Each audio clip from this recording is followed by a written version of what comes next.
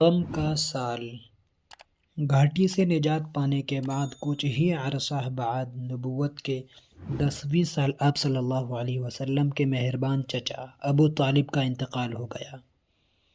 ابھی چچا کا غم تازہ ہی تھا کہ وفادار اور جانثار بیوی حضرت خدیجہ رضی اللہ عنہا کی بھی وفات ہو گئی۔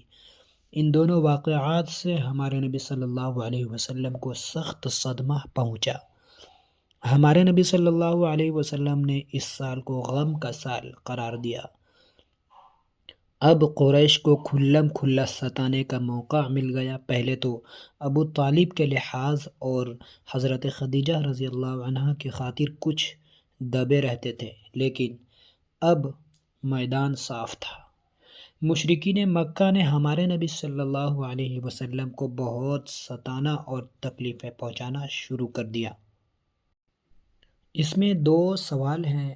پہلا سوال، آپ صلی اللہ علیہ وسلم نے نبوت کے 10ویں سال کو غم کا سال کیوں قرار دیا؟ وہ اس لیے کہ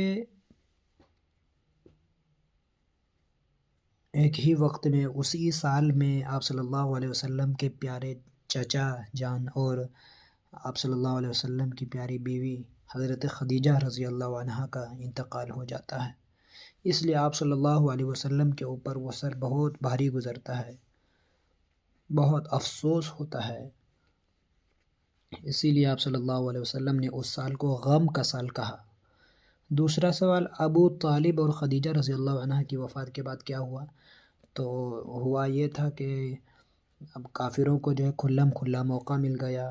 پہلے تو ابو طالب اور حضرت خدیجہ رضی اللہ عنہ کی وجہ سے جو آپ صلی اللہ علیہ وسلم پر کافر حملہ نہیں کرتے، کافر ستانے کے لیے سوچتے تھے پہلے کہ کیسے ستائیں، لیکن جب یہ دونوں اس دنیا سے چلے گئے تو آپ صلی اللہ علیہ وسلم کے اوپر جو ہے کھلم کھلا مشرکین مکہ نے ستانا شروع کر دیا، تکلیفیں پہنچانا شروع کر دیا۔